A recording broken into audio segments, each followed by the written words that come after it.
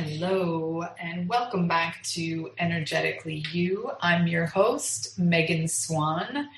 I am a wellness and mindset coach. I specialize in stress management, detoxing, all sorts of mindful practices, meditation, yoga, plant-based living, and finding your joy. All those things and more. Today, I had the honor of interviewing Beate Sifkovits. I am so bad with names, my goodness. She is an award-winning mindset coach. She helps women turn their passion into a profession and become all boss. Spending over 10 years on self-discovery and working with the best practices, tools, and thought leaders to discover how to unlock the human potential. Beate decided to leave the corporate world to follow her passion.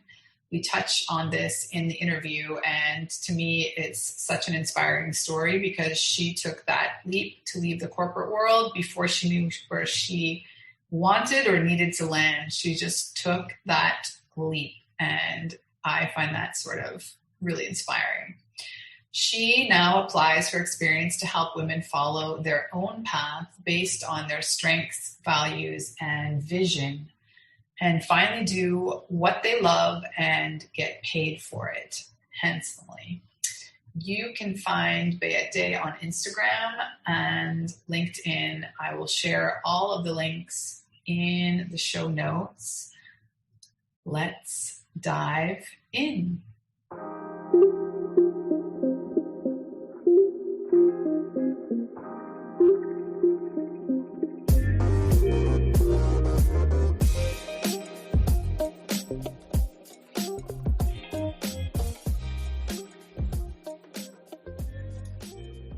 Hi there, welcome back to Energetically You. I have the honor of interviewing a new colleague of mine, Beate. She is normally she's in Dubai, but right now she's vacationing with her family in Austria.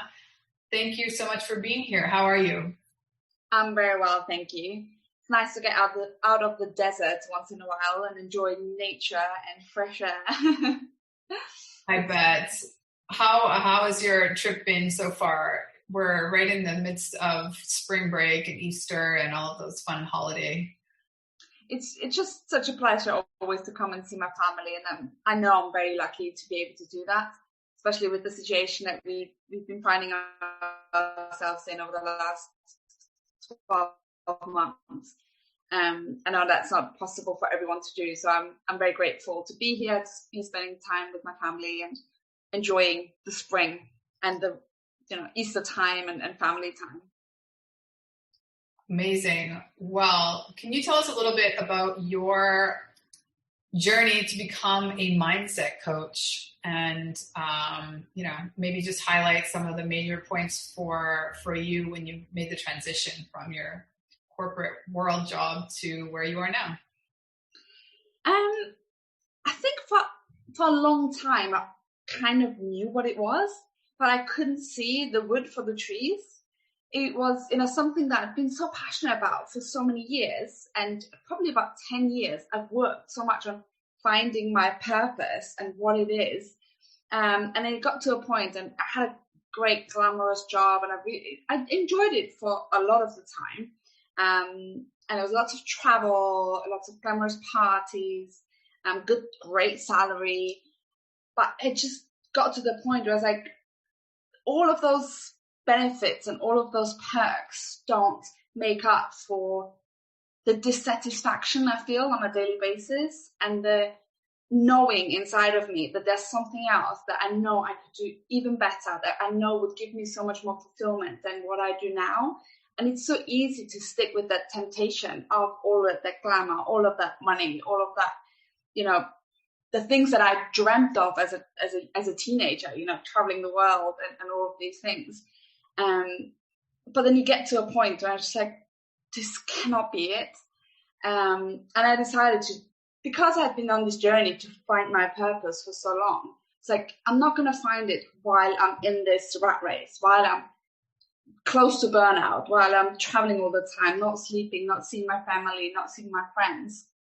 I have to give myself that time to figure out what it is that I want to do, what it is that is within me that I know I can do, but I just don't quite know what it is.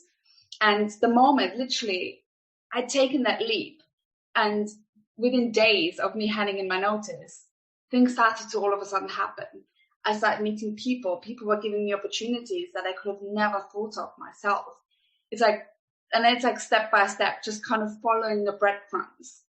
And the more space I allowed of allowing for things to evolve, to embracing the uncertainty and just seeing what happens and taking one step at a time, that's when it all kind of started coming together. And all of a sudden I saw, it's kind of really obvious.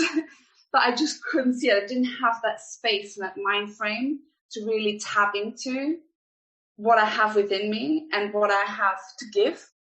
I think that's the big change that happened for me, is that I've got so much to give that's been almost like dormant in me, that allowing that time and space to come out started to really bring me alive, in all honesty. It's like really like, oh, this is what life's meant to be. This is how I'm meant to feel. It was such an eye-opener. So that's why I'm so passionate now about helping people find that and helping people create that and taking that leap. And it doesn't always have to be that massive big leap. I'm handing in my notice, I don't know what's going to happen. But even just following that inner drive and that inner question, I think that a lot of us have. It's like, I feel like there's something else out there. And honoring that and going after that, and even just small little steps can make such a huge difference in the long run. So that's why I really want to help more, specifically women, because I think men in some way already do that more, because women, I think, feel more responsible of the family, of the expectations that are put on them, when in men it's more honorable to like really go out there and make something happen. So I'm so passionate to bring that out in women, help women to really go after that and bring that to life and find that what lights them up. Amazing. I love how you explain that. How can you think back to, I don't know, like the months leading up to you making that decision to resign? Because I've heard this story, not to minimize your story, but I've heard like similar stories, but almost always they've basically on some small level already started on that new path. Like they've discovered the new thing and they just need the courage to jump, to put all their eggs in that basket, if you will. But it sounds like you made that jump before you even really knew like where the stone you were jumping to was. So I'm like getting chills even just thinking like how that must have been really scary. Can you think back, like was there a catalyst? Like was it just like that it was getting worse where you were, or was it like an internal just like gut instinct thing? What was it? Completely agree with you. I always thought that was going to be my journey. I always thought there was going to be something that would just start happening on the side that I would then just easily transition into and put all my eggs into that basket. And it didn't happen like that at all. So one thing that happened, and that was a massive trigger moment for me, my grandma had died about a year and a half before. And my parents were still clearing out the house, and my mum found her wallet, and I came home in the summer, and Mum was like, oh, look what we found in your grandma's wallet. And it was a picture of me, my favorite childhood picture when I was 3 years old. It was on my parents' wedding invitation, because I was invited to the wedding because I'd already been born. And it's just me, I was just the core of Wham, that 3-year-old girl with the biggest smile on her face and sparkle in her eye. And my mum gave me that picture, and I completely out of nowhere, I burst into tears. And I was like, what have I done to this little girl? I couldn't even recognize myself. I was like, that sparkle, that smile, that hopefulness that this girl embraced just had completely disappeared, and I cried for like an hour, completely out of the blue. And I was just like, oh my God, I cannot continue like this. And that was probably the biggest trigger moment. And then when I came back to work, I just really started to question everything. And then there was a lot of pressure at the time. Numbers weren't great, sales in the industry, sales is everything. I was like, I was working till 2:00 at night. I wasn't sleeping because I was having overnight red-eye flights. And I was like, what am I doing this for? I'm killing myself. I'm killing this little girl that was so excited about the world. I can't do this anymore. And then it came to a point where I was just like, it was an argument at work, and I was like, no, I'm done. And the next day I literally was like, started the conversation of, I want to leave. How can I leave? I didn't want to leave everything in a bad note either. I didn't want to just, I'm out and leave the next day. So no, I wanted to leave in a good way, in a good place. But that's kind of how the whole thing came about. And that's why I said, I think I needed to allow myself that space to get clear, to get something that I'd been so passionate about for about 10 years before. I hadn't even realized that could be something I could do as a job, as a business. I had no idea until I actually was in it. I was like, oh, okay, let's do that. It was like literally like, duh. So yeah, that was kind of my journey. But it doesn't have to be that. A lot of people are afraid of taking that big leap. I think I was so taken aback by what had happened in those 2 months. So I was like, for me, there was no other option. But I think it doesn't have to be that scary. It doesn't have to be that dramatic. If you start putting things in motion and you start listening to yourself, you start creating a vision for yourself. I think a lot of people forget that. We wouldn't get into a car without a destination in mind. We would use at least Google Maps to figure out how to get there, or unless you know the way already. But in life, so many people forget it's the same. If you don't put a destination in your head, you're going to drive around aimlessly and you're never going to get to anywhere because you don't know where you're going. And you're never going to be satisfied by where you're at because you don't know how is that in relation to where you're heading. And that's why I think a lot of people are starting to feel quite lost because they're just chasing around their own tail, driving around anywhere without a clear destination. And that's why I focus a lot of the work that I do on helping people create that vision for themselves. What is it that you actually want? What is it do you want in a year? What is it that you want in 10 years' time? How does that relate? And how can you build a roadmap towards that? So that's one of the key areas I really specialize in and help people identify and then work towards that. Definitely. Well, I want to ask you some more questions about creating vision, but let's one last question about that moment of transition in your life, because I know I can relate on some level to, well, here's what I'm thinking as you were telling that story. And I love the story with the picture. I have a similar picture. I wasn't 3, but where I came across it one day and just had like a completely different moment it's not a picture that I hadn't seen in so many years in your case. But anyway, I wanted to ask you, because for me, sometimes it's a bit of a mental battle, or, building a certain mindset around the fact that I could look back at 20 years of my life before I had this realization and feel regret or feel like negative things, basically. Or how I've reframed it is, and I'm sure you have too, is everything that you did in that corporate job was serving you. I mean, you were doing all sorts of skills that you incorporate in your current offerings, right? And then it's made you who you are today in all the ways that you can serve your clients now. Is that something that you worked on?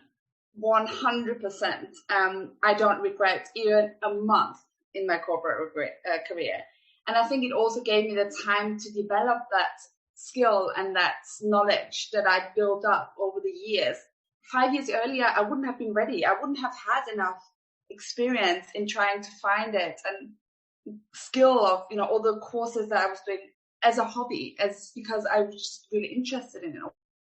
All those books I read over a 10-year time frame. I wouldn't have had that. I would have been like, okay, I'll help you do that. It needs to come from somewhere. It needs to be lived through. You need to, have learned your lessons to be able to help other people move through that as well. And from just doing one course or reading a few books, it's not really substantiated that you can actually help people transform in the same way. So I think that whole journey was absolutely necessary for me to go through that. And it was at times very painful, but that's where your biggest lessons come from as well. And also all the skills that I've learned and the connections I've made and hugely valuable, absolutely valuable. Yeah. So when clients come to you and like they're somewhere on the cusp of this realization or readiness to make a move, how much of their current skill set or their experience do you have them sort of contemplate before they create this new vision, which is, more forward thinking? Usually I focus with people on creating the vision first, and then see how can we make this happen. Does that mean you're going to be in your corporate job for the next 6 months, for another year? But how can we already start working towards that alongside of the corporate career? Some people are already I'm done with this. Help me out of here. Help me get properly started so I can leave this behind. And then it's probably more like bigger steps. It's more, let's make this happen kind of conversations. But other clients are very much in that, okay, I think this is what I want to do. Okay, let's clarify that. What is it specifically that you want to do, and how can we get you there slowly? So how can we start moving the needle towards that? Whereas other people are just ready to let's just go. So it really depends on where the person is and what their vision is. Some people even struggle to come up with the vision in the first place. They know they're not happy where they are, but they have never really thought of that. They've never taken the time out and really considered what their values are, what they actually want to be or do in the next 5-10 years. Because they just I was like that as well, just taking one day at a time, 1 year at a time, hope for the best. So it has to become a practice, and your brain needs to actually start learning to think that way. What is it, the future thinking? What is it that I really want? How do I see myself living? What's the type of lifestyle I want in 3 years, 5 years, 10 years, 12 months time? But we never take the time out to get really clear on that. Or we have like a vague idea. Oh, it would be quite nice to run my business. Oh, I would love to only work 20 hours a week. Or I would love to, be more flexible in my time. But we don't actually sit down. So what does that mean? What does it actually look like? And that's where a lot of the process comes from. And that's always like half the battle, finding what it is you want and then building a roadmap towards that. And that varies for each and every single client. I understand. So can you share with us maybe one exercise or activity that you help your clients to craft their vision, or sort of, drop into a place where they are more in tune with what they want on a deeper level? So one of the things I start with focusing on first is values, because values are our strongest driver in life, and they are really what get us up in the morning when we don't really feel like getting up in the morning. And we so underestimate how powerful they are. And it often when things in life don't go that well, whether it's work or relationships, it's down to values being compromised. Yet we are often not even aware of that. So I, as a first step, I always bring people down to what are your core values, and then run an exercise. Put music on, read a list of 200 values that just read through what jumps out, write all of them down, and then circle the 5 that really feel the most powerful to you.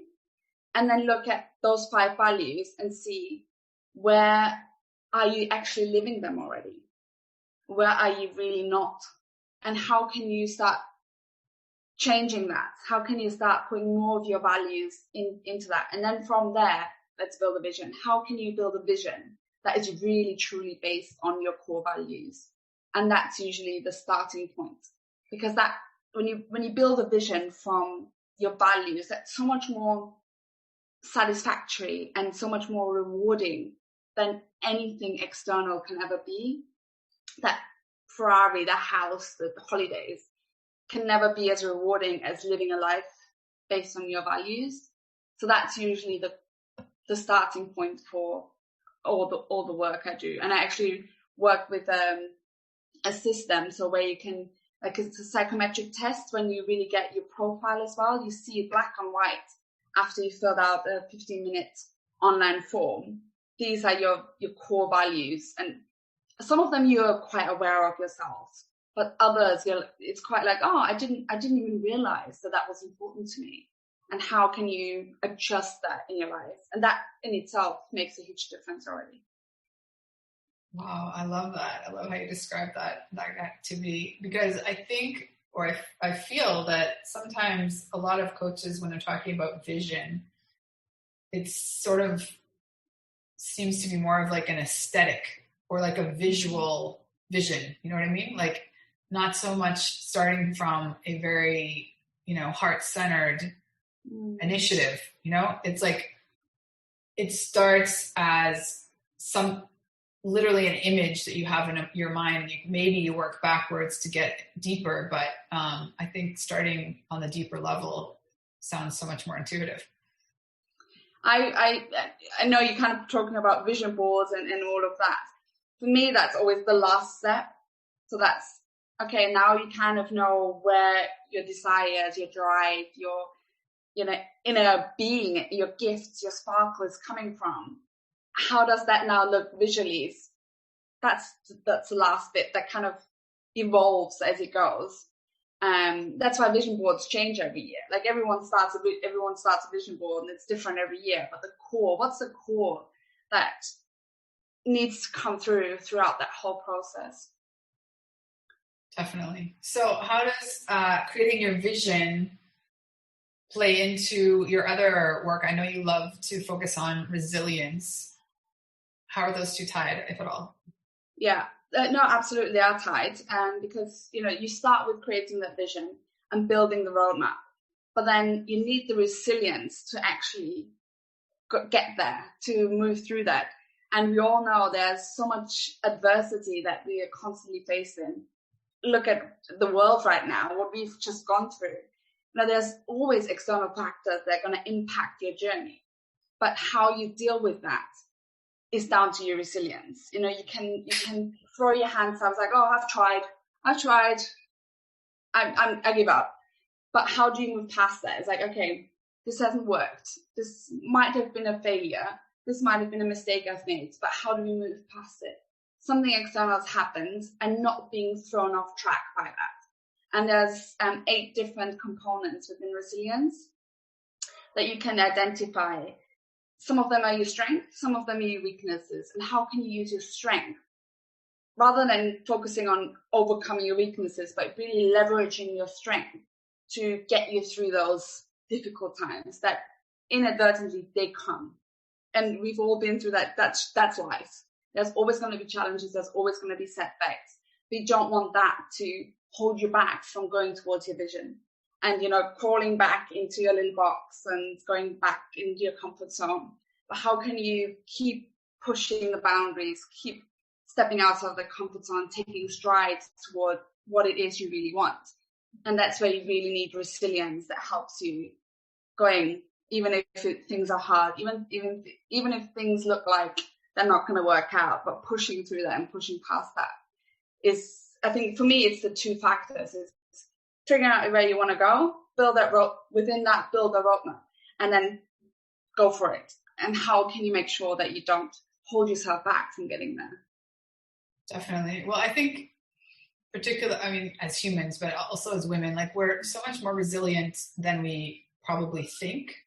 And I mean, it's just oftentimes needs to be reframed, or like anything, like bringing your awareness to the aspects of your capacity to, like you say, push past things, or just like continue showing up when you don't want to show up anymore.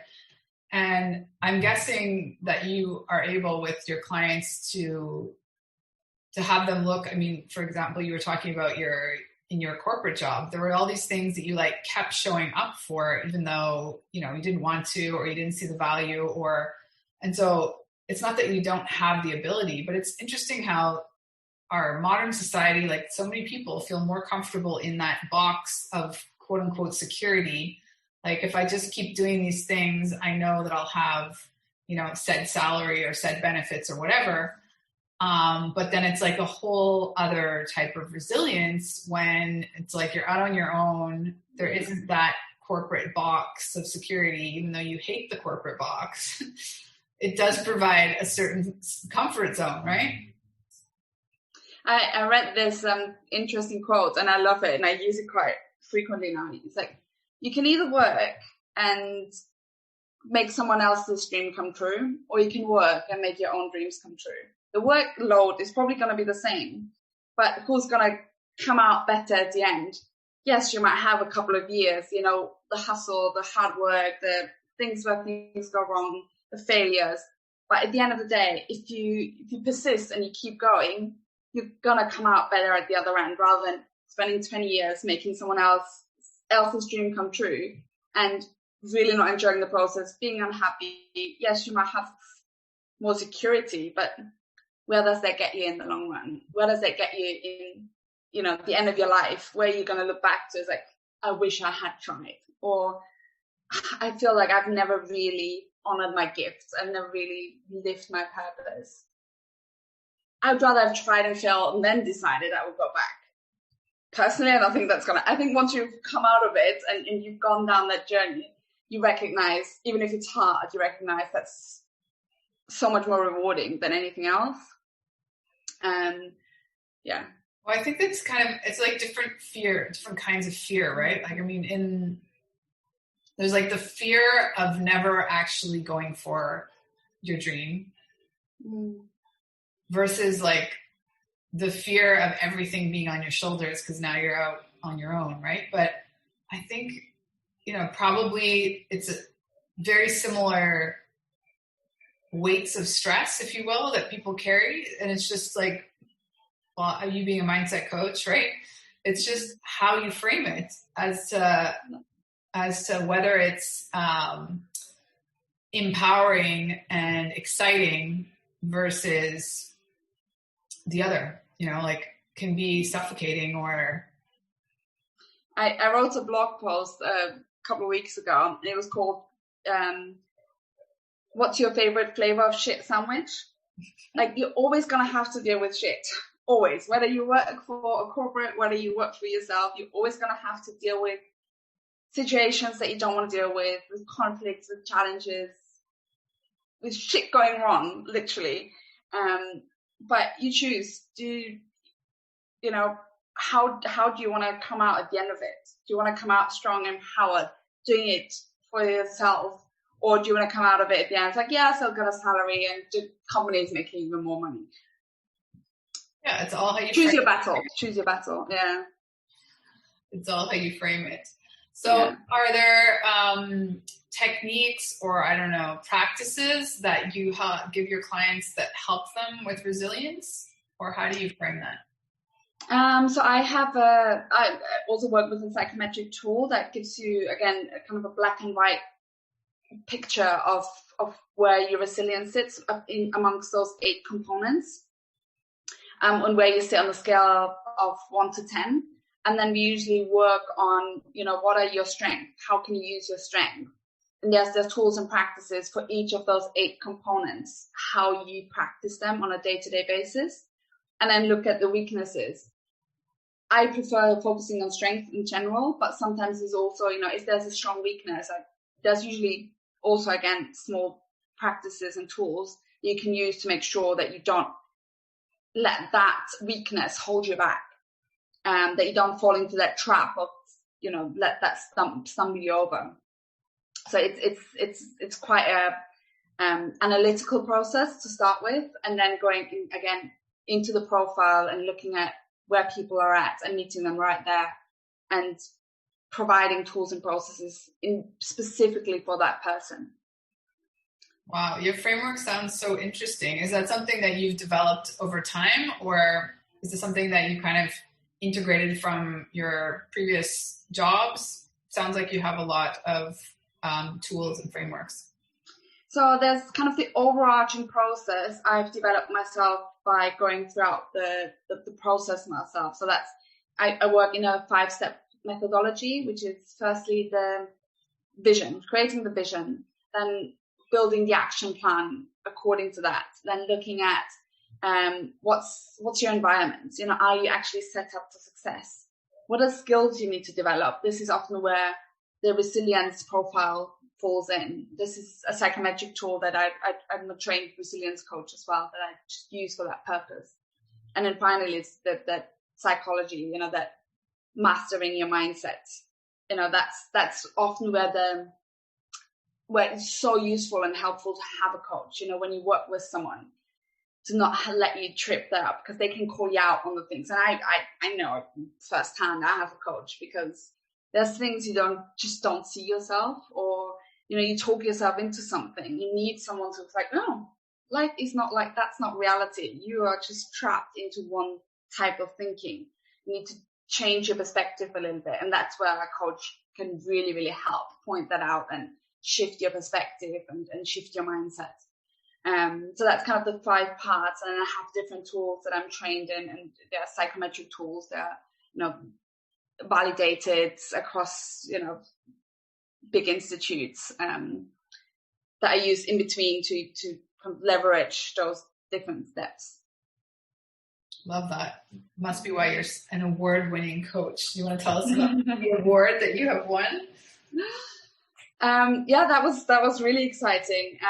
It's a wellness award. It's a holistic wellness award. So it's all about, it's not about the mind, body, and soul connection. There was different categories about specifically body, mind, and where I fall in is the mind and soul connection. And it was a huge surprise to me that I was nominated for that. And it was a very long process, and it's about 5 steps that you had to go through to be able to get to the final round. So yeah, I'm very proud and very excited for it, and very humbled by it as well. But it was fun to even just go through the process. Well, congratulations. That's really cool. Well, thank you. Do you want to tell us a little bit of what you're working on right now, or where people can find you most easily? Absolutely. You can find me on Instagram.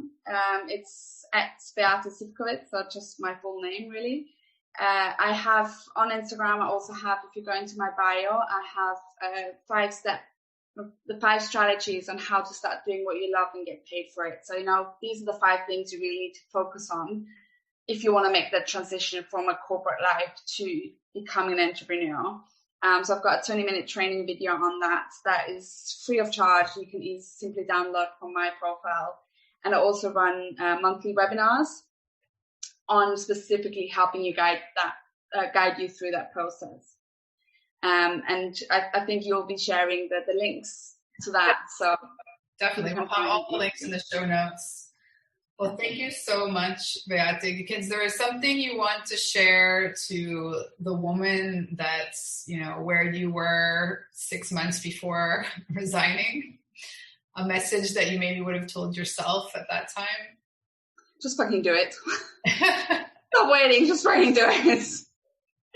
Life's too short, and it's not going to get easier. Like, whether you start 3 months or 6 weeks later, earlier, a year later, 2 years, it's never going to get easier.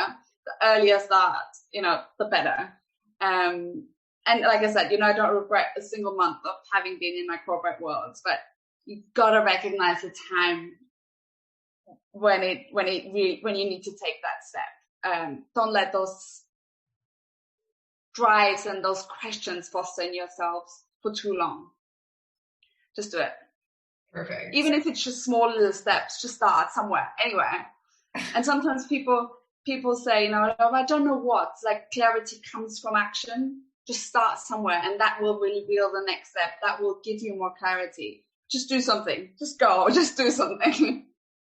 I love that. So true. Clarity does come from action, not from overthinking. Thinking about it. Exactly. Yeah. Well, we'll leave it off there. Thank you so much for being here. It was an honor, and I can't wait to share this interview with the world. Well, thank you so much for having me. It's been an absolute pleasure talking to you, as always. And I'm very honored to have been part of it. It was a great conversation. I love chatting to you. Thank you so much.